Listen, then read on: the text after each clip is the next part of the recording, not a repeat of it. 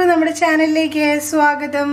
അപ്പോൾ എല്ലാവരും ക്രിസ്മസിന്റെ ഒക്കെ ഒരുക്കങ്ങളിലേക്ക് ആയിട്ടുണ്ടാവും അല്ലേ? അപ്പോൾ നമ്മളും പതിയെ ക്രിസ്മസ് ആഘോഷിക്കാനുള്ള ഒരു തയ്യാറെടുപ്പിലാണ്. അപ്പം ക്രിസ്മസ് എന്ന് പറയുമ്പോൾ തന്നെ എല്ലാവരുടെ മനസ്സിലേക്കും വരുന്ന ഒന്നാണ് നല്ല അടിപൊളി ഫ്രൂട്ട് കേക്ക് അല്ലെങ്കിൽ പ്ലം കേക്ക്. അപ്പം അതെങ്ങനെയാണ് തയ്യാറാക്കുന്നതെന്ന് നോക്കാം. അതിനു മുൻപ് ആദ്യമായിട്ടാണ് നമ്മുടെ ചാനൽ കാണുന്നതെന്നുണ്ടെങ്കിൽ പ്ലീസ് ഒന്ന് സബ്സ്ക്രൈബ് ചെയ്യൂ, ലൈക്ക് ചെയ്യൂ. നിങ്ങളുടെ അഭിപ്രായങ്ങളും നിർദ്ദേശങ്ങളും എല്ലാം തന്നെ കമന്റ് ബോക്സിൽ രേഖപ്പെടുത്തുകയും ചെയ്യൂ. അപ്പോൾ ഈ ഒരു പ്ലം കേക്ക് തയ്യാറാക്കി എടുക്കുന്ന ഒരു ഫസ്റ്റ് സ്റ്റേജ് എന്ന് പറയുന്നത് ഡ്രൈ ഫ്രൂട്ട്സ് റെഡിയാക്കി എടുക്കലാണ്. ഇതൊക്കെ തന്നെ നമുക്കൊന്ന് കുതിർത്ത് വെക്കണം. ഒരു മാസം മുൻപേ നമ്മൾ ഇത് കുതിർത്ത് വെക്കാനൊക്കെയുള്ള പരിപാടികൾ സ്റ്റാർട്ട് ചെയ്യും. പക്ഷെ നമുക്ക് അത്ര ദിവസമൊന്നും വേണ്ട, ഒന്നെങ്കിൽ ഒരു ദിവസം മതി, അല്ലെങ്കിൽ കുതിർക്കാതെയും നമ്മൾ പലരും ഉണ്ടാക്കാറുണ്ട്. പക്ഷെ കുതിർത്തിട്ട് ഉണ്ടാക്കുമ്പോഴാണ് എനിക്ക് ഒന്നുകൂടി ടേസ്റ്റ് തോന്നിയിട്ടുള്ളത്. വേവിച്ചിട്ടാണ് കുതിർക്കാണ്ട് ഉണ്ടാക്കാൻ പറ്റുന്നത് കേട്ടോ. അപ്പം വേവിക്കുന്ന സമയത്ത് ഈ ഒരു ഡ്രൈ ഫ്രൂട്ട്സിന്റെ ആ ഒരു ടേസ്റ്റ് നമുക്ക് അത് കേക്ക് കഴിക്കുമ്പോൾ കിട്ടില്ല. അപ്പം ഒരു ദിവസമെങ്കിലും ഒരു ദിവസം കുതിർത്ത് വെച്ചിട്ട് കഴിക്കാണ് നല്ലത്. ഇത് ഒരു ദിവസമാണ് നമ്മളിപ്പോൾ കുതിർത്ത് വെക്കാൻ ചിന്തിക്കുന്നത് കേട്ടോ. അപ്പം ഇത് എന്തൊക്കെ ഫ്രൂട്ട്സ് ആണ് ഉപയോഗിക്കുന്നത് നോക്കാം. അപ്പം അതെങ്ങനെയാണ് കുതിർത്ത് വെക്കുന്നതും നോക്കാം. അപ്പൊ എന്തെല്ലാം ഡ്രൈ ഫ്രൂട്ട്സ് ആണ് നമ്മൾ എടുത്തിരിക്കുന്നത് നോക്കാം. ഇത് മുന്തിരിയാണ്, നമ്മുടെ സാധാ മുന്തിരിങ്ങയാണ്. അത് കട്ട് ചെയ്തതിന് ശേഷം എല്ലാത്തിന്റെയും അളവ് പറയാം കേട്ടോ. പിന്നെ എടുത്തിരിക്കുന്നത് ഫിഗ് ആണ്, അതായത് നമ്മുടെ അത്തിപ്പഴം, അതിന്റെ ഡ്രൈ ആയിട്ടുള്ളതാണ് കേട്ടോ. പിന്നെ കുറച്ച് കറുത്ത മുന്തിരി എടുത്തിട്ടുണ്ട്, ഈത്തപ്പഴം അല്ലെങ്കിൽ ഡേറ്റ്സ് കുറച്ച് എടുത്തിട്ടുണ്ട്. ഇത് പിന്നെ നമ്മുടെ ഓറഞ്ചിന്റെ തൊലിയാണ് കേട്ടോ. ഇതിന്റെ ആ ഒരു വെള്ള പാർട്ട് മാക്സിമം ഒഴിവാക്കിയതിന് ശേഷം വേണം കേട്ടോ. ആ ഒരു മഞ്ഞ തൊലി മാത്രം എടുത്താൽ മതി. വെള്ള കളർ കൂടരുത്, നല്ല കയ്പ്പ് വരും നമ്മുടെ കേക്കിന്. ഇത് പ്രൂണ്, അതായത് പ്ലംസ്, അത് ഉണക്കിയതാണ് കേട്ടോ. അത് കുറച്ച് എടുത്തിട്ടുണ്ട്. പിന്നെ നമ്മുടെ ട്യൂട്ടി ഫ്രൂട്ടി, അത് 2 കളറാണ്. ഇത് വീട്ടിലുണ്ടാക്കിയതാണ് കേട്ടോ. അത് കുറച്ച് എടുത്തിട്ടുണ്ട്. നട്ട്സ് ആയിട്ട് നമ്മളിവിടെ കാഷ്യൂ മാത്രമേ യൂസ് ചെയ്യുന്നുള്ളൂ. നിങ്ങളുടെ കയ്യിൽ ബദാം അല്ലെങ്കിൽ നമ്മുടെ പിസ്ത അതൊക്കെ ഉണ്ടെങ്കിൽ നിങ്ങൾക്ക് അതൊക്കെ എടുക്കാം. പിന്നെ നമ്മൾ എടുത്തിരിക്കുന്നത് വൈനാണ്. നമ്മുടെ മുന്തിരി ഉപയോഗിച്ചിട്ട് വീട്ടിൽ തയ്യാറാക്കിയിട്ടുള്ള വൈനാണ് കേട്ടോ. അതാണ് നമ്മൾ കുറച്ച് എടുത്തിരിക്കുന്നത്. നിങ്ങൾക്ക് വൈൻ യൂസ് ചെയ്യാൻ താല്പര്യമില്ലെങ്കിൽ കുറച്ച് മുന്തിരി ജ്യൂസ് യൂസ് ചെയ്യാം. ഇനി നമുക്ക് വേണ്ട കുറച്ച് ഓറഞ്ച് ജ്യൂസ് ആണ് കേട്ടോ. നമ്മളിപ്പോൾ ഫ്രൂട്ട്സ് ഒക്കെ തന്നെ നമ്മൾ ചെറുങ്ങനെ കട്ട് ചെയ്ത് വെച്ചിട്ടുണ്ട്. കാരണം ജ്യൂസിൽ ഇനിയിപ്പോൾ കുതിർത്ത് വെക്കുമ്പോൾ ഇതെല്ലാം തന്നെ ഒന്ന് ചീർത്ത് വരും. കേക്ക് പൊങ്ങാനും ബുദ്ധിമുട്ടാണ്, കടിക്കുന്ന സമയത്ത് നമുക്ക് അത്ര ടേസ്റ്റ് ഫീൽ ചെയ്യില്ല. അതുകൊണ്ട് എല്ലാം ചെറുങ്ങനെയായിട്ട് തന്നെ കട്ട് ചെയ്യണം കേട്ടോ. നമ്മൾ ഉണക്കമുന്തിരി പോലും ചെറുങ്ങനെയാണ് കട്ട് ചെയ്ത് വെച്ചിരിക്കുന്നത്. ഇനി എല്ലാം കൂടി നമുക്ക് ഈ ഒരു കപ്പിന്റെ അളവിനനുസരിച്ച് ഈ ഒരു പാത്രത്തിലോട്ടേക്ക് മാറ്റാം. അതിനുശേഷം നമുക്ക് കുതിർത്ത് വെക്കാം കേട്ടോ. 1/4 കപ്പ് അളവിനാണ് എല്ലാം എടുക്കുന്നത്. ഫിഗ് ഒരു കപ്പ് എടുത്തിട്ടുണ്ട്. പ്ലംസും നമ്മൾ 1 കപ്പ് ചേർക്കുന്നുണ്ട്. കറുത്ത മുന്തിരി നമ്മളിതിലെ ഒരു 1/2 ഭാഗം മാത്രമേ എടുക്കുന്നുള്ളൂ കേട്ടോ. ഒരു 1/2 കപ്പാണ് എടുക്കുന്നത്.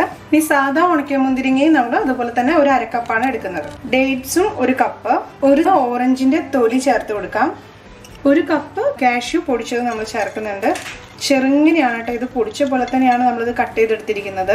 ഇനി നമ്മൾ ചേർക്കുന്നത് 1 കപ്പ് ട്യൂട്ടി ഫ്രൂട്ടിയാണ്. അപ്പോൾ ഇവിടെ നമ്മൾ ചുവപ്പും അതുപോലെ തന്നെ ഗ്രീൻ കളറുള്ളതാണ് എടുത്തിരിക്കുന്നത് കേട്ടോ. ഇനി നമുക്കിത് നന്നായിട്ടൊന്ന് ഇളക്കി കൊടുക്കാം. ഓറഞ്ച് ജ്യൂസ് ആണ്, അതൊരു 1/2 കപ്പ് ഓറഞ്ച് ജ്യൂസ് നമുക്കിതിലേക്ക് ചേർത്ത് കൊടുക്കാം. ഇത് മുങ്ങി നിൽക്കാൻ പാകത്തിന് ബാക്കി എത്രയാണോ വരുന്നത് അതിനനുസരിച്ച് വൈനും ചേർത്ത് കൊടുക്കാം. 1/2 കപ്പ് ഒഴിച്ച സമയം തന്നെ ഇത് നന്നായിട്ട് തന്നെ മുങ്ങി നിൽക്കുന്നുണ്ട് കേട്ടോ. നന്നായിട്ട് സോഫ്റ്റ് ആയെങ്കിൽ മാത്രമാണ് നമുക്ക് കേക്ക് ഉണ്ടാക്കുമ്പോൾ നന്നായിട്ട് കറക്റ്റായിട്ട് കേക്ക് പൊന്തി കിട്ടത്തുള്ളൂ. അല്ലെങ്കിൽ നമ്മൾ ഈ ചേർക്കുന്നതെല്ലാം തന്നെ നമ്മൾ ഉണ്ടാക്കുന്ന ആ ഒരു കേക്കിന്റെ ബാറ്ററിന്റെ താഴേക്ക് അടിഞ്ഞു കിടക്കും. കേക്ക് തീരെ പൊങ്ങത്തില്ല കേട്ടോ. ഉള്ളിൽ നമുക്ക് തീരെ വെന്ത് കിട്ടത്തില്ല. അതുകൊണ്ട് നന്നായിട്ട് തന്നെ ഇത് കുതിർന്ന് കിട്ടണം.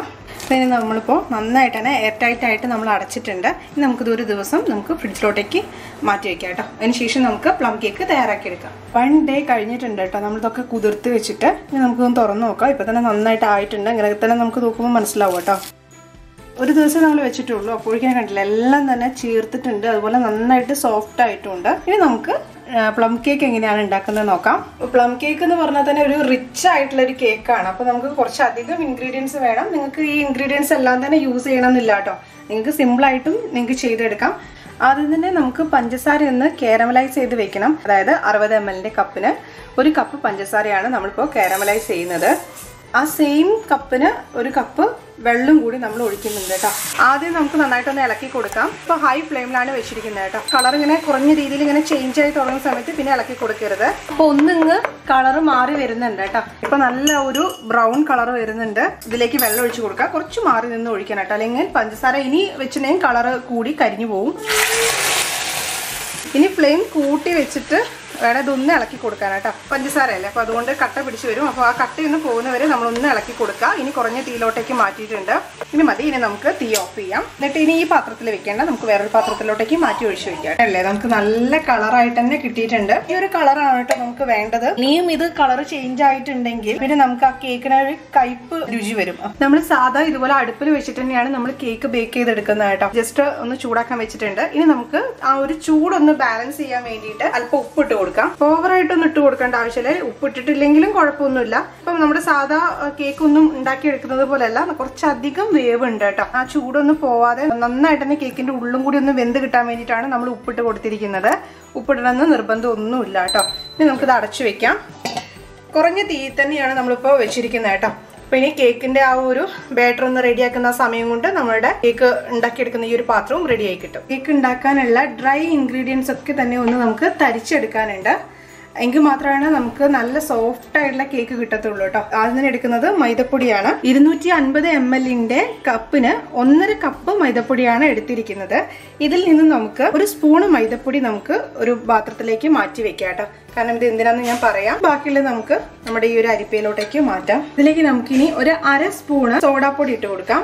1 സ്പൂണ് ബേക്കിംഗ് പൗഡർ ഇട്ട് കൊടുക്കാം. ഇത് നമ്മൾ എടുത്തിരിക്കുന്നത് ഒരു ഏലക്കയും 4 കരയാമ്പൂവും ഒരു ചെറിയ സൈസിലുള്ള ഒരു ജാതിപത്രിയും കൂടിയാണ് എടുത്ത് നന്നായിട്ട് പൊടിച്ചു വെച്ചിരിക്കുന്നത് കേട്ടോ.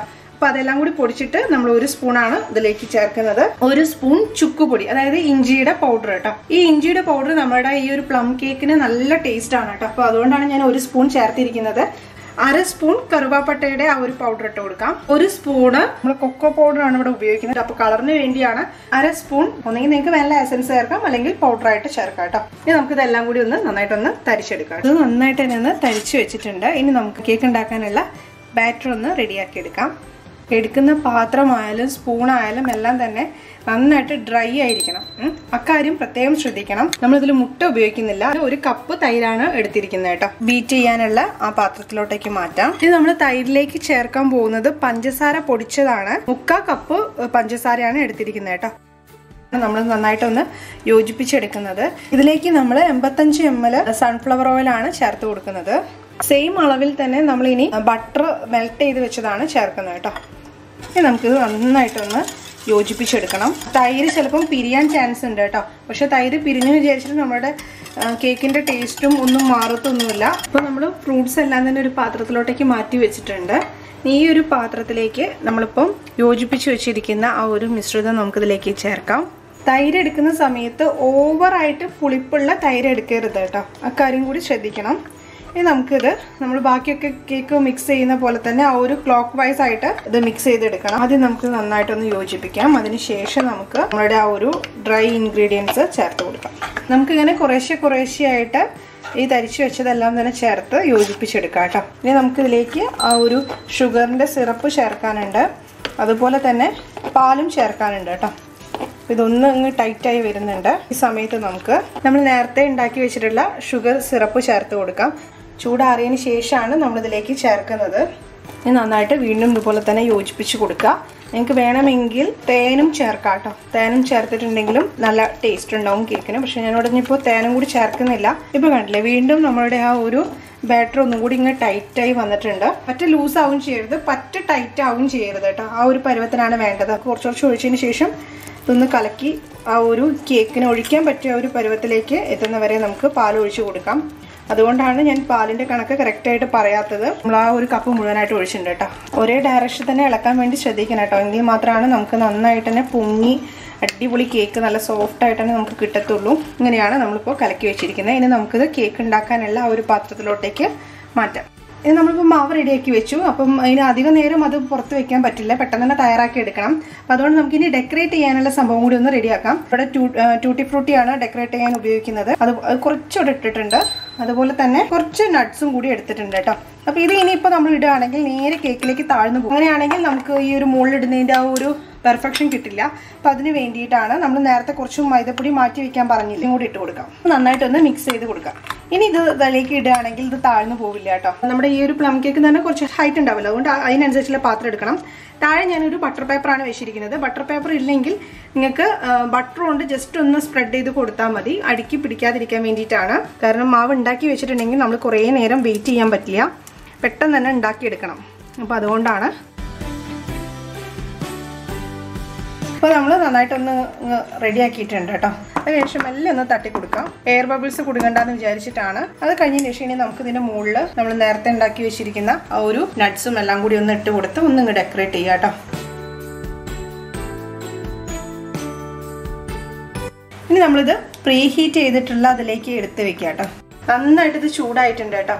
പിന്നെ നമുക്കിത് ഇറക്കി വെച്ചിട്ടുണ്ട്. ഇനി നമുക്കിത് അടച്ചു വെച്ചിട്ട് ഒരു 45 മിനിറ്റ്സ് കഴിഞ്ഞതിന് ശേഷം മാത്രം നിങ്ങൾ തുറന്നാൽ മതി. കാരണം സാധാ കേക്ക് പോലെ 20 മിനിറ്റ്സ് കൊണ്ട് ഒന്നും തന്നെ ഇത് റെഡി ആയി കിട്ടില്ല. തിക്കായിട്ടുള്ള കേക്ക് അല്ല, അതുകൊണ്ട് ഉള്ളിൽ വെന്ത് കിട്ടാൻ പ്രയാസമാവും. 45 മിനിറ്റ് കഴിഞ്ഞതിന് ശേഷം നമുക്കൊന്ന് തുറന്ന് നോക്കാം കേട്ടോ. നമ്മളിപ്പോൾ ഇത് അടച്ചു വെച്ചിട്ടുണ്ട് കേട്ടോ.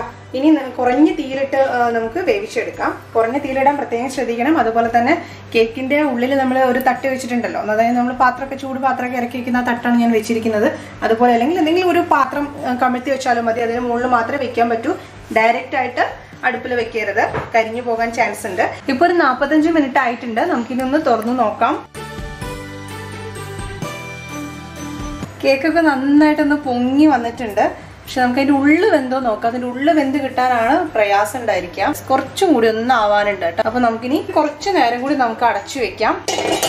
നമ്മളൊരു 10 മിനിറ്റും കൂടെ ഇതുപോലെ വെച്ചിട്ടുണ്ട് കേട്ടോ. ഇനി നമുക്ക് തുറന്ന് നോക്കാം. റെഡി ആയി വന്നിട്ടുണ്ട് കേട്ടോ. നല്ല തൊടുമ്പോൾ നന്നായിട്ട് അറിയുന്നുണ്ട്, നല്ല സോഫ്റ്റ് ആണ്. പക്ഷെ ഇത് ഇനി ഇപ്പം തന്നെ എടുത്തിട്ടുണ്ടെങ്കിൽ നമുക്ക് നല്ലപോലെ കട്ട് ചെയ്ത് കിട്ടത്തുമില്ല. അതുപോലെ തന്നെ ഇതിന്റെ ടേസ്റ്റ് എന്ന് പറയുന്നത് നെക്സ്റ്റ് ഡേ നമ്മൾ ഉണ്ടായി കഴിഞ്ഞ് പിറ്റേ ദിവസം മുതൽ ഉപയോഗിക്കുമ്പോഴാണ് ഇതിന്റെ കറക്റ്റ് നമുക്ക് ടേസ്റ്റും കിട്ടുക കേട്ടോ. അതുകൊണ്ട് നമുക്കൊന്ന് വെയിറ്റ് ചെയ്യാം. ഇതിന്റെ റിംഗ് ഒന്ന് ഊരി നോക്കാം കേട്ടോ. കാരണം ഇതിന്റെ സൈഡൊക്കെ എങ്ങനെയുണ്ട് അറിയേണ്ടത്. സൈഡൊക്കെ തന്നെ കണ്ടില്ലേ, നന്നായിട്ട് റെഡി ആയിട്ടുണ്ട് കേട്ടോ. ഞെങ്ങുമ്പോൾ കണ്ടില്ലേ, നല്ല സോഫ്റ്റ് ആണ്. പക്ഷെ നല്ല ചൂടാണ് കേട്ടോ. അപ്പം ഇനി ഇതൊന്ന് തണുത്തതിന് ശേഷം നമുക്കിനി ഇത് കട്ട് ചെയ്ത് നോക്കാം. ഒരു ദിവസം ഇങ്ങനെ ഇരിക്കട്ടെ. നെക്സ്റ്റ് ഡേ ആണ് ഇതിന് നന്നായിട്ട് നമുക്ക് പെർഫെക്റ്റ് നമുക്ക് അതിനൊരു ടേസ്റ്റ് കിട്ടത്തുള്ളൂ. നാളെ നമുക്ക് ഇതൊന്ന് കട്ട് ചെയ്ത് നോക്കാം കേട്ടോ. അങ്ങനെ ഇപ്പോൾ ഒരു ദിവസം നമ്മൾ വെയിറ്റ് ചെയ്തിട്ടുണ്ട്. ചൂടൊക്കെ പോയി റെഡി ആയിട്ടുണ്ടാവും. നമുക്ക് തുറന്ന് നോക്കാം.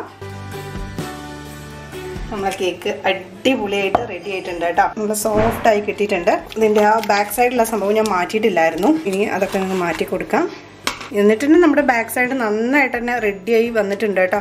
അപ്പം ബട്ടർ പേപ്പർ വെച്ചിട്ടില്ലെങ്കിൽ സ്റ്റിക്കി ആവാനുള്ള ചാൻസ് ഉണ്ട്. ബട്ടർ പേപ്പർ അങ്ങനെ തന്നെ അവിടെ നിന്നോട്ടെ, അത് കുഴപ്പമില്ല. വേണമെങ്കിൽ നിങ്ങൾക്ക് അത് മാറ്റാം കേട്ടോ. നമ്മൾ ചെറുങ്ങനെ അതൊന്ന് ഡെക്കറേറ്റ് ചെയ്യുന്നുണ്ട്. അങ്ങനെ നമ്മുടെ അടിപൊളി ഈസി ആയിട്ട് തയ്യാറാക്കി എടുക്കാൻ പറ്റിയിട്ടുള്ള നമ്മുടെ പ്ലം കേക്ക് അല്ലെങ്കിൽ ഫ്രൂട്ട് കേക്ക് ഇവിടെ റെഡി ആയിട്ടുണ്ട് കേട്ടോ. ഉള്ളൊക്കെ നല്ല സോഫ്റ്റ് ആയിരിക്കും. നിങ്ങൾക്ക് ഇനിയിപ്പം ആർക്കെങ്കിലും ഗിഫ്റ്റ് കൊടുക്കുന്ന സമയത്തൊക്കെ തന്നെ ക്രിസ്മസിന് അധികം പ്ലം കേക്കൊക്കെ ഉള്ളത് നമ്മൾ ഗിഫ്റ്റ് ചെയ്യുക. അപ്പം ആ സമയത്തൊക്കെ തന്നെ നിങ്ങൾക്ക് പുറമേ നിന്നൊന്നും മേടിക്കാതെ തന്നെ നിങ്ങൾക്ക് വീട്ടിൽ തയ്യാറാക്കി എടുക്കാം കേട്ടോ. ഒരൊറ്റ ദിവസം വെയിറ്റ് ചെയ്താൽ മതി. ഈസി ആയിട്ട് നമുക്ക് അടിപൊളി സോഫ്റ്റ് ആയിട്ടുള്ള പ്ലം കേക്ക് ഒരു ആൽക്കഹോളിൻ്റെയും ഹെൽപ്പ് ഇല്ലാതെ തന്നെ നമുക്ക് തയ്യാറാക്കി എടുക്കാം. അപ്പം എല്ലാവരും വീട്ടിൽ ട്രൈ ചെയ്ത് നോക്കണം. എന്നിട്ട് അഭിപ്രായങ്ങളും നിർദ്ദേശങ്ങളൊക്കെ തന്നെ അറിയിക്കണം കേട്ടോ. അപ്പം ഇത്തരത്തിൽ പുതുമയാർന്ന ഡിഷസുമായിട്ട് നമുക്ക് വീണ്ടും കാണാം. Thank you.